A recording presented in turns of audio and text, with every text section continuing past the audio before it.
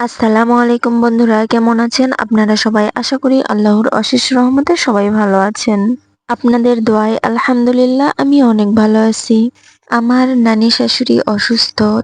৩ দিন আগে শুনতে পেয়েছি, কিন্তু আমি এখনো যাইতে পারিনি। তার কারণ হচ্ছে ৩ দিন থেকে বৃষ্টি থামতেছে না। আর রাস্তার অবস্থাটা এতটাই খারাপ যে বাইরে বের হওয়ার মতো কোনো পরিবেশই নাই। তো আজকের দিনটা ভালো ছিল, কোনো বৃষ্টিও হয় নাই। এই জন্য চলে আসলাম। আমার সঙ্গে ছিল আমার আম্মু আর হচ্ছে আমার ছেলে মেয়ে। আমার জামাই নাই, আমার জামাই ঢাকায় আছে, এই জন্য নানিকে দেখতে আসতে পারেনি। নানি আমার জামাইকে অনেক ভালোবাসে, সেই জন্য আমরা এখানে এসেছি। আর আমার বাচ্চাদের দেখে নানি কান্না শুরু করে দিছে। তো এখানে অনেকক্ষণ বসে বসে নানির সঙ্গে সময় কাটালাম, নানির সঙ্গে গল্প করলাম। আপনারা অনেকেই জানেন যে আমি শ্বশুর বাড়িতে থাকি না, আমি এখন বাপের বাড়িতে থাকি। সেই জন্যই আর কি আমার আম্মুকে নিয়ে নানিকে দেখতে আসছি। আমার শ্বশুর বাড়িতে আমার জামাই থাকতে পছন্দ করে না, সে তার নানি বাড়ি থেকে বড় হয়েছে এই জন্য।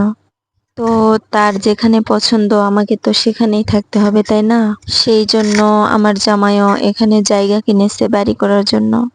আপনাদের সঙ্গে কথা বলতে বলতে কিন্তু এইদিকে আমাদের খাওয়া দাওয়া হয়ে যাচ্ছে। খাওয়া দাওয়া করার পর বেশিক্ষণ এখানে দেরি করি নাই, এরপরেই আমরা চলে গেছি সেই জায়গাটা দেখার জন্য, কারণ এর আগে আমি কোনোদিন দেখিনি। আমার জামাইয়ের সঙ্গে এখানে আসছিলাম অনেকবার মামা শ্বশুরের বাড়িতে, কিন্তু এখানে আসার মতো পরিবেশ ছিল না, সময় পাইনি আর কি, এই জন্য।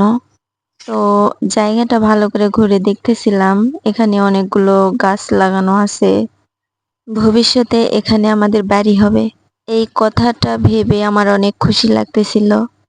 খুশি হয়ে আর কি করব বলেন? বাড়ি যদি করি, এখান থেকে বের হওয়ার রাস্তা নাই। এর সামনে হচ্ছে রাস্তা পর্যন্ত যাওয়ার একটা জায়গা আছে, যেটা তারা বিক্রি করবে। সেই জায়গাটা নিতে চাচ্ছি, যদি নেই তাহলে আমার আর বাড়ি করা হবে না। আপনারা যদি ভালোবাসেন, যদি একটু সাপোর্ট করেন, তাহলে আমি জীবনে কিছু করতে পারি একটু। আমার ভিডিওটি যদি আপনাদের ভালো লাগে তাহলে দয়া করে আমার চ্যানেলটি সাবস্ক্রাইব করবেন। আর বাড়ি করার জন্য এই জায়গাটি কেমন হয়েছে দয়া করে একটু কমেন্টে বলবেন। চারিদিকে বাগান আর বাগান। দিনের বেলায় মনে করেন অন্ধকার হয়ে থাকবে মনে হচ্ছে। আশেপাশে কোনো বাড়ি নাই, বাড়িঘর সব একটু দূরে দূরে আছে। তো বন্ধুরা, অন্ধকার হোক আর যাই হোক, এখানে আমার কিন্তু মন যেতে চাচ্ছিল না। ওই যে দেখেন আমার আম্মু, আমার মামি শাশুড়ি ওরা চলে গেছে, আমাকে ডাকতেছিল। আমার যেতে মনই চাচ্ছিল না। যতই মন না চাক, আমার আর কি করার আছে বলেন? এখানে তো আর আমার বাড়ি না। আপনারা যদি আমাকে একটু সাপোর্ট করেন, একটু ভালোবাসা দেন, তাহলে আমি জীবনে কিছু করতে পারবো। দয়া করে আমার চ্যানেলটি সাবস্ক্রাইব করবেন, লাইক দিবেন প্লিজ। আমার বাড়ির সামনের দিকে পড়বে হচ্ছে মাদ্রাসা আর মসজিদ। তো বন্ধুরা, আপনাদের সঙ্গে কথা বলতে বলতে জায়গাটা ঘুরে দেখা শেষ হয়ে গেছে, এখন আমরা চলে যাচ্ছি।